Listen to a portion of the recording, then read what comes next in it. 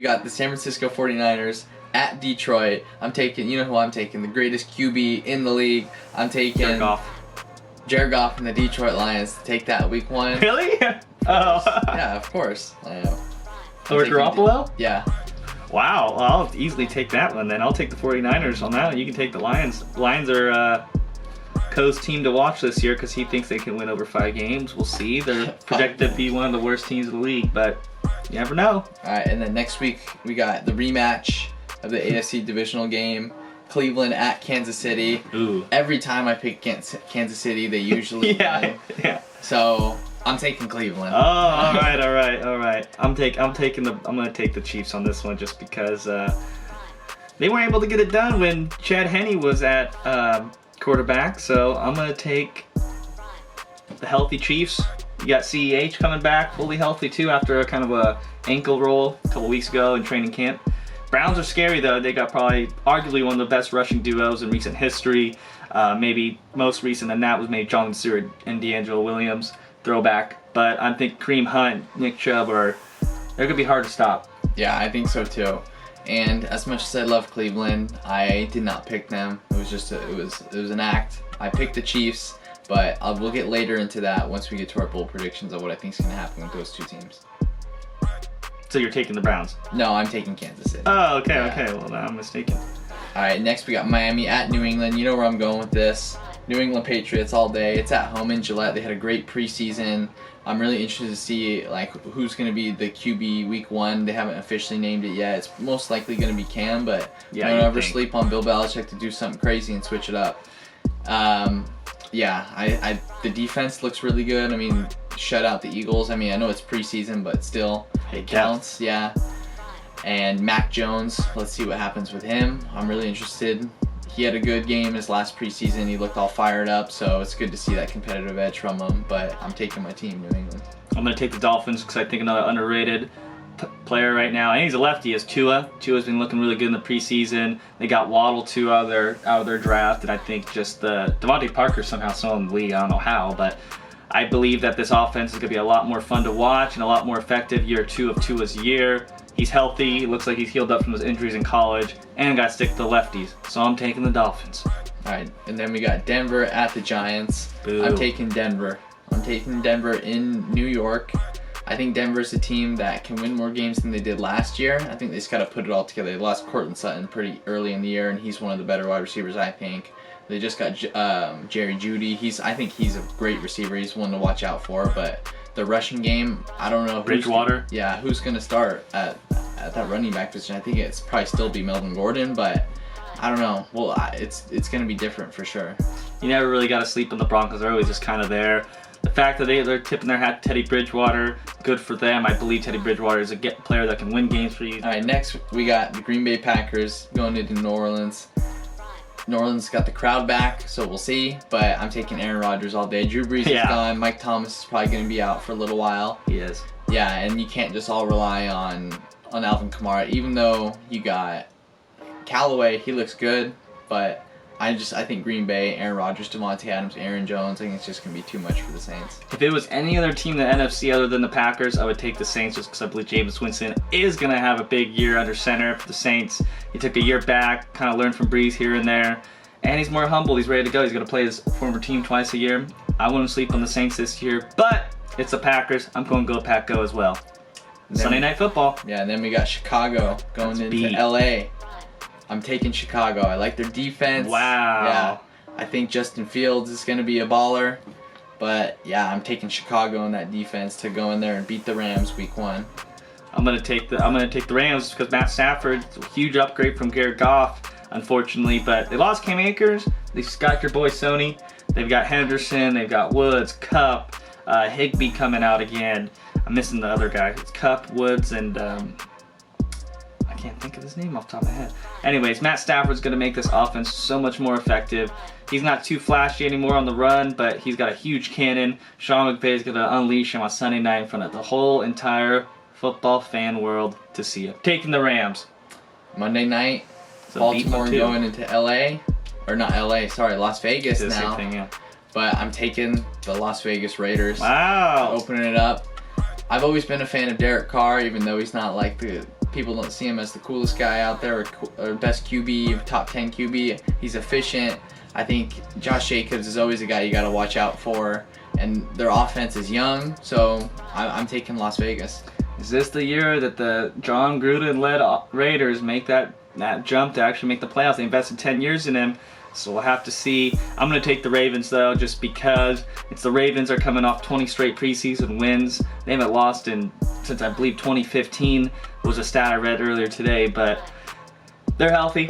They're another one of those kind of teams like the Cardinals that come out firing week 1. They slow down a little bit because you can't be mobile forever. Back-to-back years as a quarterback, it's hard to do, hard to play now that we're doing 17 games. So I'm going to take the Ravens. It's in Vegas. Something about the Raiders this year, I'm still not worried about them. More worried about the Broncos than the Raiders going into this year. But you're right, Josh Jacobs, absolute beast the goal line. Led every running back in categories for touches inside the 5. You got Kenyon Drake, though, ready to kind of steal some of those snaps. But I'm taking the Ravens still to this day. So we are disagreed on a good amount, Slater. What is our betting going into every pick'em week? Lunch, you want to do cleanup duty on the set? We got to figure that out. Let's start with lunch, but maybe you can do like a challenge or something. Okay. Yeah. Yeah, the most losses of the pick'em year, kind of do something outrageous, something along those lines. Yeah, we'll see. It depends what it is. Let's do it. Yeah, we'll do it. Well, that's it, Slater, for the pick'ems. I guess we could transition into the bold predictions for 2021 season. I know you want to get some stuff off your chest. Let me hear it. Before I get into it, I think there's got to be a fine line drawn into bold predictions because last year Shane said, "Oh, the Bucks and Chiefs." That's not very bold, and I know he had the score like basically nailed on the head. But I believe that bold predictions should be something that people aren't expected to do, whether it's, let's say, the Bears making the Super Bowl. That's what I believe your bold prediction should be. I'll give you a little flexing on the Super Bowl, because that's kind of hard. You can't have like the Lions versus the Broncos. That's never going to happen. So I'll give you a little flex there. But I'm going to start off with mine. Kicking off the offense, bold prediction. Mike Evans fails to reach 1,000 yards receiving for the first time in his 8-year career. He barely made it last year with Tom Brady under center. He had a couple games where he had 2 to 3 catches, but salvaged it, fantasy-wise too, with touchdowns. So clutch. I know there's 17 games this year, but you get Antonio Brown back, who's actually in this offense rather than before. Just he only played those couple games because he didn't play the first 8 to 9 games. You got a lot of mouths to feed. Godwin's healthy. You got Giovanni Bernard. Low-key sleeper on the Bucks this year. Don't sleep on him. You got Jones, Fournette, Gronk. You got so many. O.J. Howard back. You got so many mouths to feed in this offense. I'm saying Mike Evans gonna ball, but he's gonna be the lone man out on 1,000 yards receiving. Okay, yeah, keep going. Okay, defense. Gotta stick something kind of biased. I'm doing Derwin James wins defensive MVP of the year. It's going to be tough. He's one of the best safeties in the league when healthy, and I believe this is the year he makes that huge step and shows the world what's up. MVP. This is going to be a little different. It's going to go Josh Allen. He's also MVP chance in week 3 of the preseason. He looks fresh. He's got that cannon. He looks in midseason form along with a handful of players too. But I'm taking Josh Allen as my bold prediction MVP. Super Bowl. This is where it gets fun because you want to go Bucks and Chiefs again, right? You want to see the battle of it again.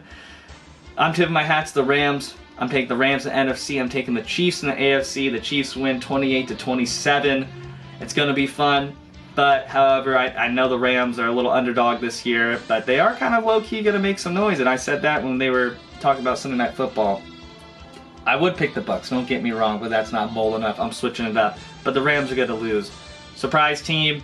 I'm a huge Fields fan. I'm taking the Bears to go 10-7. Even though Andy Dalton's starting the year, I give him no later than 4 weeks, maybe 3 weeks, depending something happens. This is the Red Rifles team as of right now, but Fields is waiting in the shadows. He's ready to go. So they're my surprise team making playoffs with the 17-game season. Breakout player? Said it earlier. Fly, Philly, fly. Jalen Hurst. He took a huge step. Well, passing-wise, he wasn't too good, but rushing, we saw the explosiveness. Now he gets the full, with Carson Wentz out of town, you get the full reins of the throne with Jalen Hurst. This kind of points back to fantasy football. You can't be a number 1 quarterback unless you rush. Hurst has the rushing ability too, and he's got a lot better weapons this year, better than last year at least. So I'm taking Hurst. Comeback player of the year. This would be probably easy if you go Dak Prescott, but that's why we do bold predictions. Nick Bosa is set to start week 1 after a season-ending injury last year for the Niners. Bosa brothers. He's going to take back the comeback player of the year, hands down. Slider, now on to you. So we'll first start with my offensive bold prediction. Yeah, of my course. offensive bold prediction is going to be Jalen Hurts in that 17-game season. He's going to rush for 1,000 yards. First QB to do it in a few years. 2 years ago. Who did it 2 years ago? Lamar. Did he rush for 1,000? Yeah, over 1,000. Well, rushing for over 1,000 is really damn hard. Yeah, I And know, Lamar I know. Jackson's a generational type player, and I think Jalen Hurts is too. So I think he's going to rush for Okay. 1,000 yards as QB. Defensive bold prediction, I'm going to say TJ Watt and Myles Garrett are both going to have 20 sack seasons. 2 20 sack season players. Wow. And then the Super Bowl. The Super Bowl, I think, for me, this is my Super Bowl pick. And what surprised me too is when I asked Lauren, she had something similar to me. What, the Raiders? No. So my Super Bowl, I have the Bucks, and then I have the Cleveland Browns in the Super Bowl. Really? The Browns? Yeah, you okay? Wow. No, I'm just joking. Okay. And then I asked Lauren, I'm like, Lauren, what's your Super Bowl pick? Just to see what she'd say. She picked the Browns, and then she picked the Rams. So a little similar to what we have, which is interesting. Bold. Comeback player of the year. I got to go with my boy OBJ, Odell Beckham Jr. Oh, I like that. I think if him and Baker Mayfield can get on the same page, this is Mhm. probably the last year he's going to have in Cleveland if something goes south. But I don't think so. Mhm. I think OBJ, you still got to believe in him. He's still one of the most talented athletes and receivers in the game. Right. I'm going to take OBJ to win that. Breakout player of the year, Jacoby Myers. New England Patriots wide receiver. I think he last year showed Good. little sparks of what he has his potential wise. Hopefully him and Cam Newton have more chemistry. If not, Mac Jones and him can link up. But I think Jacoby Myers is a player to watch out for in 2021. I respect And then that. lastly, my MVP, Kyler Murray. I Wow. think this is the year that Kyler Murray and the Cardinals take that next step. I don't think they're going to make the Super Bowl, but I think Kyler Murray is going to have that kind of big year, and we're going to see him probably on the cover of the next Madden. That's how good he's going to play. You saw, barring the injury from last year, he was on track to rush for 1,000 yards too. Yeah, so. he's a baller. And then also, my Super Bowl prediction, though, going back to that, was the Bucks and the Browns. You know, what's my pick for that? I mean, what else could Tom Brady do to just, you know, defy odds and break another record or do something that's never been done before? He's going to be not first QB, but he's going to lead his team to be the first team to go back-to-back since he did it with the Patriots, too. It's the Bucks year again. They're going back-to-back. Do you have a surprise team? Surprise team, you know, I was thinking about that, and I want to say the Raiders because I do believe in them, but I think the Patriots, they didn't make the playoffs last year. I think That they're would be a going to be a surprise team team. to watch out for sure. I mean, Bill Belichick, and, you know, he's got a well-coached staff, so I think the Patriots are a team to watch out for to maybe win the AFC East back. Wow, get the crown back. Mm-hmm. I like it. Honestly, I like all those a lot. Maybe the Raiders one I'm not too fond of, but I like all those picks a lot. I think it's going to be interesting with the 17-game season. I know Shane was mentioning that a lot of records could be broken, which probably one or two will, but I don't think that many will be. Maybe that 20-sack season, that's more possible when you had Watt going for 15 plus. But we'll have to see how it all plays out. I'm excited to see how everything's going to kind of just go into fold with the new 17-game season. You know, you got the Herbert, you know, looking like he's going to be an MVP type of candidate. We don't know, though. But this is the fun thing, because we're going to fantasy football. Is there a fantasy person on your radar that you have to get? And obviously, you could say McCaffrey, Kamara, Barkley. And hopefully a lot of people don't get to this end of the video that are in our league. Hopefully they kind of just wrapped it up, or I might have to edit this differently. But is there a surprise player on your fantasy football team that you need to have on your roster? Because I'm taking notes. I won't tell. You ain't getting a word out of me. I ain't Okay. telling nobody what my drafts this Friday. No chance. I'm not letting anybody know. Hey, So, I thought no I'd get something out of you. Maybe after week 1. How about here's my advice for fantasy, not player I want. Don't rush and don't reach for a player.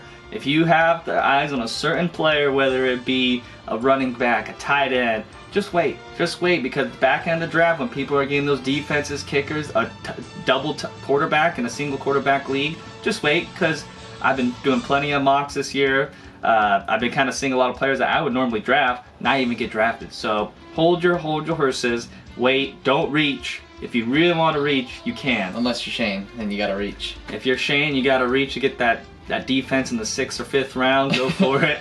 But other than that, I believe you should not reach for that player unless it's that, you know, anything below the 4th or 5th round. Do not reach. That's my advice. Well, it's beautiful, Slider. We're back. Is there anything else you want to say? It's been a while. I'm excited. I'm excited to watch football. My favorite thing besides MMA. You know, I love me some UFC. But other than that, you know, shout out Lauren. Shout out my mom. Shout out Nala. She's got a fresh haircut in Mexico. Shout out Samario. Shout out Dad. And shout out the Aztecs. Go Aztecs. All right. It's going to be a fun year, Slayer. It's good to be back with you and just kind of have this brotherly bond over sports and stuff we love to talk about. If you don't already follow us on Instagram, follow us on Instagram, Tyne Sports. Follow us on social media, all kind of platforms, whether it's Facebook, Instagram, or YouTube. We're here for you week in, week out, whether it's NFL, MMA, the Olympics, whatever it is. We're back. We're officially back. Hit us up if you want some swag, too. We got a couple shirts left and stickers. More hats on the way as well. So hit us up. You know where to find us. Until after week 1, Slater, we'll see each other at lunch. But we'll see each other week 2. Until then, we out. Roll up in the club and shit. All eyes on me. All eyes on me. You know what?